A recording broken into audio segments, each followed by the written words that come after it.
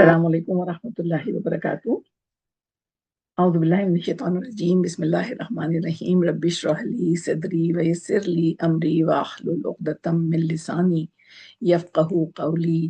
اللہم فقہنا فی الدین، اللہم فقہنا فی الدین، اللہم فقہنا فی الدین۔ آج کا ہمارا جو میسج ہے، جو بات ہے، جو کرنے والی چیز ہے، وہ ہے قرآن کنیکشن، قرآن سے تعلق۔ ہم نے اپنے دل کو چیک کرنا ہے، ہارٹ چیک جو ہم نے کہا ہے کرنے کے لیے، کہ جب بھی قرآن پڑھا جا رہا ہے، میں پڑھ رہی ہوں یا میں سن رہی ہوں، ایک تو یہ کہ ہر روز do it regularly every day, اور خاص طور پہ رمضان میں تو قرآن سے جڑنا بہت ضروری ہے، اور بہت دل ہمارے چونکہ شیاطین بند کر دیے جاتے ہیں، بڑے شیاطین جو ہیں، تو اس لیے ہمارا دل بہت لگتا ہے قرآن میں، تو ہر روز ہی پڑھنا چاہیے، تلاوت کرنی چاہیے، چاہے 5 سے 10 آیات کی، لیکن رمضان میں اس کو بڑھا دینا چاہیے۔ پھر یہ چیک کریں گے ہم کہ کیا ہم جو پڑھ رہے ہیں، میں اس کو صرف سن رہی ہوں، تلاوت کر رہی ہوں، یا رش کر رہی ہوں، بھاگ رہی ہوں، تیز چل رہی ہوں، جلدی میں ہوں۔ نہیں، ہم نے رکنا ہے اور سنت پر عمل کرنا ہے، جو کہ تدبر ہے، ریڈ ود ریفلیکشن، تدبر کے ساتھ تلاوت کرنی ہے۔ ہم نے ریڈ ود ریفلیکشن، ہم نے اپنے ریفلیکشن کے ساتھ قرآن کی تلاوت کرنی ہے۔ قرآن کے ہم پر 5 حقوق ہیں، ہمارے استاد صاحب بتاتے ہیں، قرآن پاک کے ہمارے پر 5 حقوق ہیں۔ اس پر ایمان لانا، اس کی تلاوت کرنا، اس کی فہم حاصل کرنا، اس پر عمل کرنا، اور قرآن پاک کی دعوت کو عام کرنا۔ یہ جو بہترین لوگ ہوتے ہیں، خیرکم من تعلم القرآن وعلمہ ہوتے ہیں، وہ لوگ جو قرآن سیکھیں اور سکھائیں۔ تو ہم سکھانے والے بعد میں بنیں گے، پہلے ہم سیکھنے والے بن جاتے، تدبر کے ساتھ بات کرتے ہیں ہم۔ اس میں کیا ہے ہمارا کہ ہم بھی بہترین لوگوں میں شامل ہو جائیں، بیسٹ آف بلیورز میں شامل ہو جائیں۔ تو قرآن کے رائٹس جو ہیں وہ ہمارے اوپر، وہ اس پر ایمان لانا اور تعظیم کرنا، believe and honour, reading and recitation, تلاوت بھی کرنا ہے اور ترتیل بھی کرنی ہے۔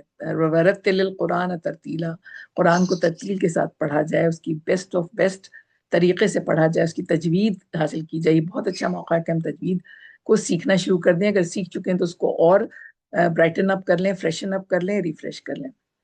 انڈرسٹینڈنگ اینڈ ریفلیکٹنگ، تفکر اور تدبر، اس کو سمجھنا اور اس پر ریفلیکٹ کرنا۔ اور جب ہم ریفلیکٹ کرتے ہیں تو ہم بہت ساری چیزیں ایسی ہوتی ہیں جو ہمارے سامنے آ جاتی ہیں، اللہ تعالیٰ دماغ میں ڈال دیتا ہے۔ اس کے بعد اس قرآن کا حق ہمارے اوپر ہے کہ امپلیمنٹنگ دی گائیڈ لائنز، حکم اس کا بجا لانا ہے اور اقامہ اس کا کرنا ہے۔ ہم کہتے ہیں نا نماز کا قیام کا مطلب ہے تو اس کی اقامت کرنا، اس کو اپنی زندگی میں ہر مرحلے پر امام بنانا، شامل رکھنا، سامنے رکھنا۔ نہیں ہو پائے تو اللہ تعالیٰ سے مدد حاصل کرنا، دعا کرنا۔ اس کے علاوہ یہ ہے کہ کنویئنگ اینڈ کلیریفائنگ، تبلیغ و تبیین، کیا کرتے ہیں ہم کہ تبلیغ کرنا۔ اب تبلیغ جو ہے وہ ہم میں سے ہر شخص ایسا نہیں ہو سکتا کہ وہ بہت اچھا اسپیکر ہو، بہت اچھا بولنے والا ہو، بہت کچھ آتا ہے مگر اس کو شاید نہ اتنا اچھا بول سکے۔ تو اس کے ہم نے کیا کرنا ہے کہ ہم نے پریکٹس سے اپنی بتانا ہے، اس کی تبلیغ کرنا ہے، لوگوں کو دکھانا اور سمجھانا اور بتانا ہے کہ till the end of the day, قیامت تک قرآن جو ہے وہ تقلید کے قابل ہے، قرآن کے حکم پر چلنا آسان ہے۔ ہاں، کبھی کبھی مشکل بھی ہو جاتا ہے، تھوڑا بہت مشکل بھی ہو جاتا ہے، لیکن ہم نے اس کو اپنی زندگیوں میں شامل کرنا ہے۔ اور پریچ بائی پریکٹس، جو موٹو ہم نے اپنانا ہے وہ کریں، پریچ بائی پریکٹس۔ پریکٹس کریں گے ہم اس کے اوپر، جب تک ہم عمل نہیں کریں گے اس وقت تک اس میں بات پیدا نہیں، دل سے جو بات نکلتی ہے اثر رکھتی ہے، پر نہیں طاقت پرواز مگر رکھتی ہے۔ جزاک اللہ خیرا کثیرا، یہ سلسلہ ہمارا جاری و ساری رہے گا۔ ربنا تقبل منا انک انت السمیع العلیم وتب علینا انک انت التواب الرحیم، وآخر الدعوانا ان الحمد للہ رب العالمین، برحمتک یا ارحم الراحمین، آمین یا رب العالمین۔